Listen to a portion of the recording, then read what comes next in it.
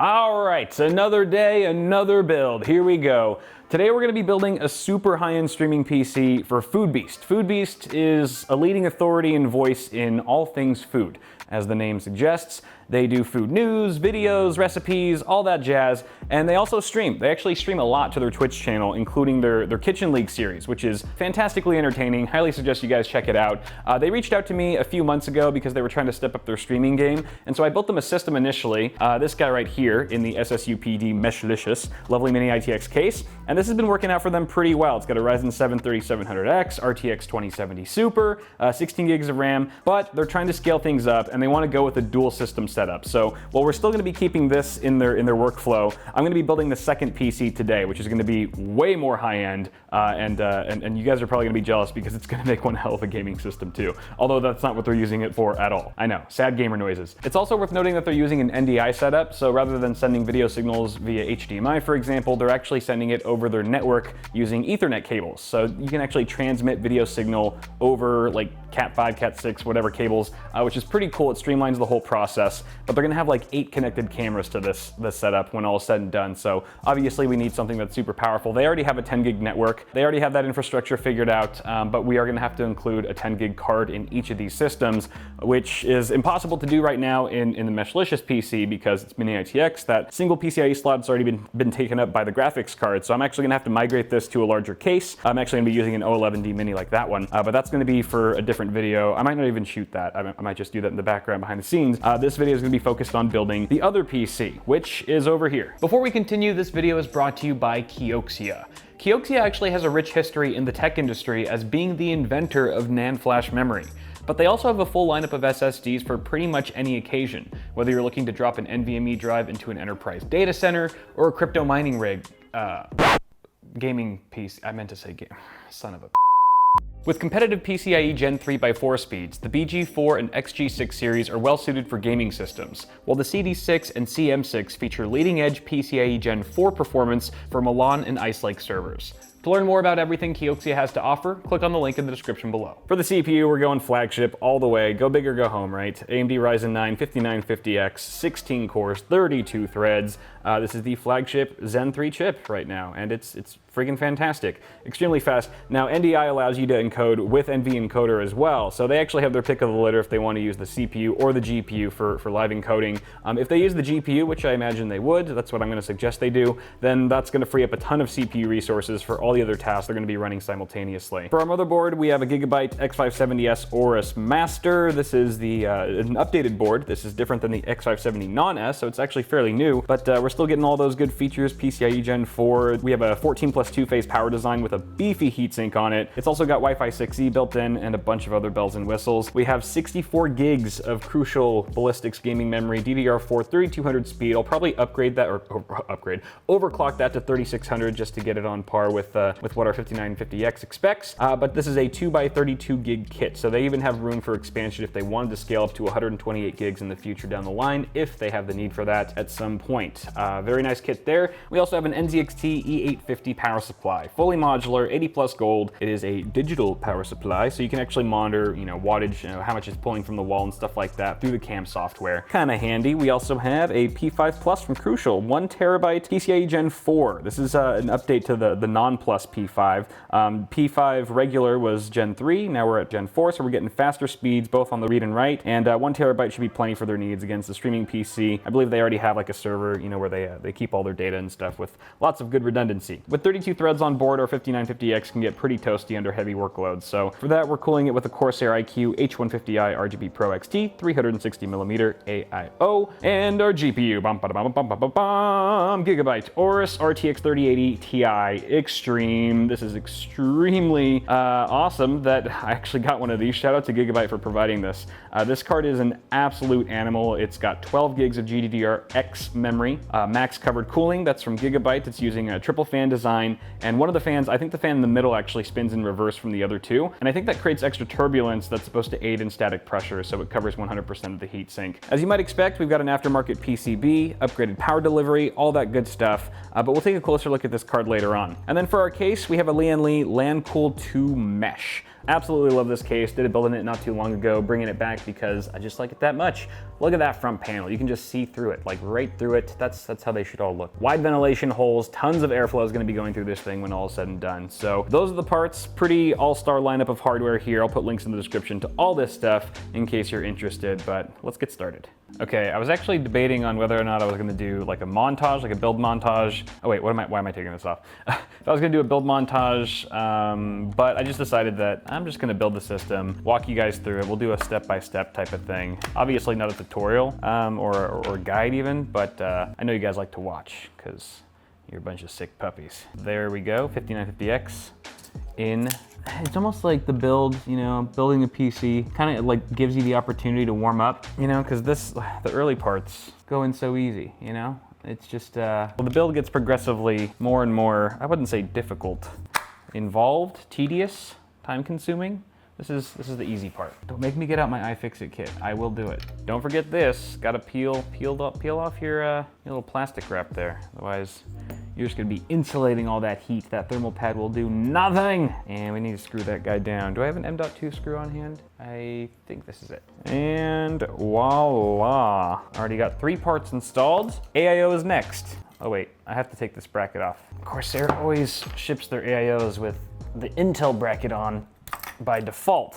AM faux show. I always forget, does it go this way? It goes this way.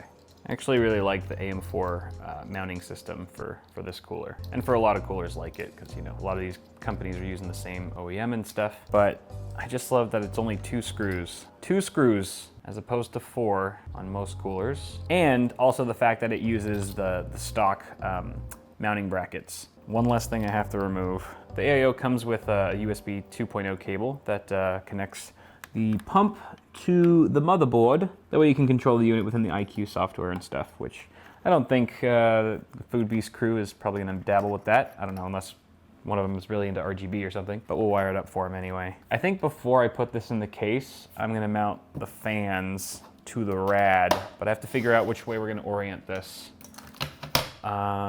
Okay, I figured it out. So we actually have a removable radiator bracket from the LandCool 2 Mesh that I popped out, and we're gonna orient it this way. So this is gonna be the front of the case, and we're gonna actually have the radiator bracket in between the fans and the radiator.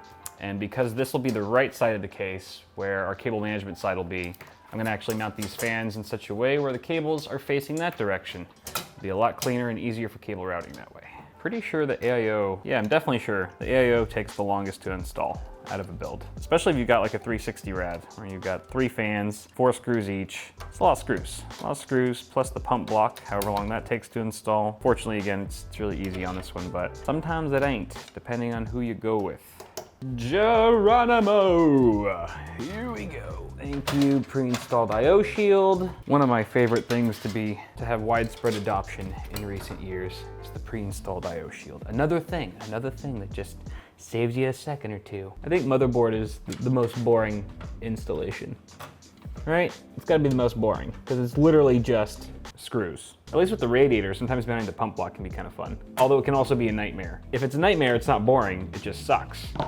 Motherboard install is always boring. All right, I guess we can start connecting some front panel connectors here, and also just do a little bit of cable routing. Get like our pump block cables behind the motherboard tray. I'm just gonna push them through. There's a SATA for power, and we have a three fan splitter. Manufacturers that make 360 millimeter radiators and don't include a 3-fan splitter on them are evil, and I hate them. So good job, Corsair. I don't hate you.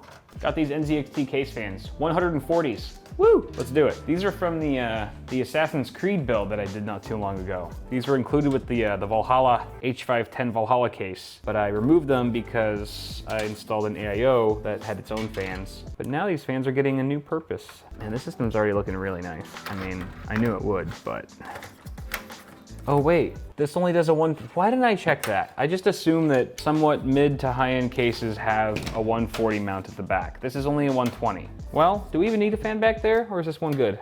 I don't know. I'm kind of tempted to put a 120 back there. There's a lot of power going through this thing. Let's do it. This is my box of random fans that I've collected over the years. I have not opened this in ages. Hey, look at this.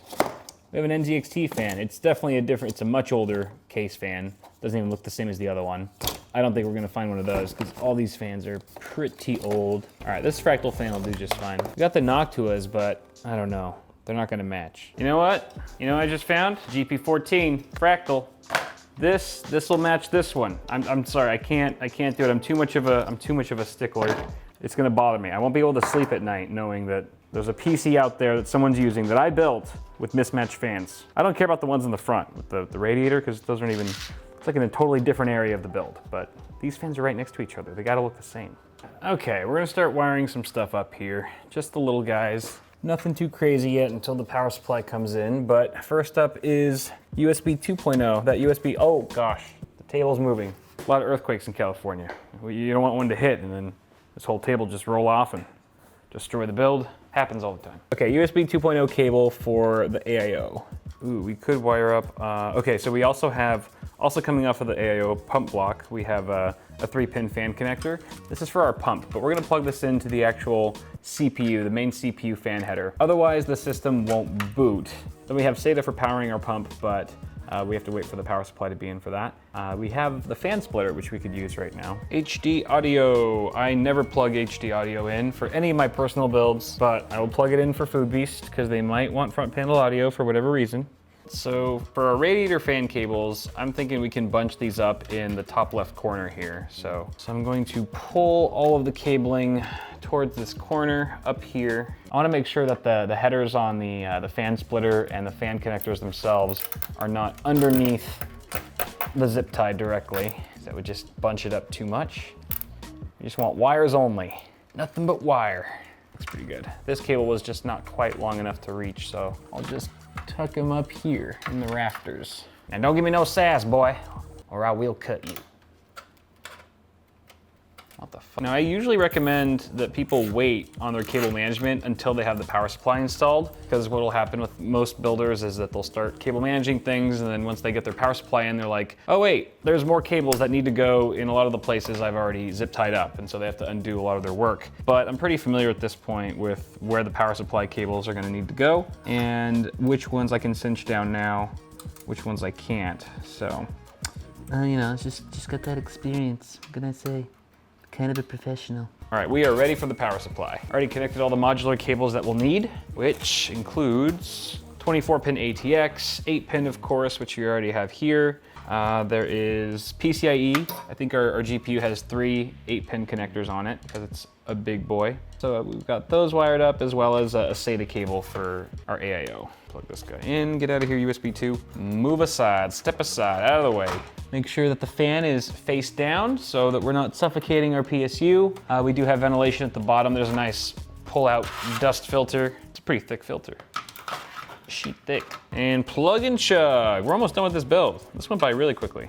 I hope I didn't miss anything. The saddest part about that is that no one would be surprised. Not even me. Okay, that's probably a better angle for, excuse me, you guys. Boy, we're ready for the graphics card. Sweet. Before we continue, this video is brought to you by the Corsair iQ 7000 series. Build your next masterpiece in the spacious full tower interior with uncompromised support for custom water cooling. A flexible layout with a multitude of configurations lets you build your dream PC exactly how you want, and 4 included SP140 RGB Elite fans keep your components cool while looking cool. Click the link in the description below to learn more about the Corsair 7000 series. You guys are going to die when you see this GPU. This card, this is, quite frankly, one of the biggest graphics cards I've ever worked with. Look, it's like quad slot card. Holy Toledo. Triple 8-pin power plugs, but just the sheer thickness of this thing. I'm really glad I picked the case that has a spacious interior, because even a case this size, some cases this size would not fit this card very comfortably, if at all. Like, I like the styling and stuff. The aesthetic's nice. I'm sure it looks good with some RGB. These fans are huge too. I think these are, the ones on the sides are 115 millimeter. One in the center is 100. That's the one that spins in reverse. Damn, what a freaking beast. Look at that heat sink. 1, 2, 3, 4, maybe 6 to 8 copper heat pipes in there. And then it's got a little cutout on the PCB for ventilation. What an absolute unit. Good God. I hate the freaking stupid plastic things. It drives me insane. Oh wait, they have a lot of, wow, triple HDMI and triple DisplayPort. I like that. I think that's a step above reference. For sure.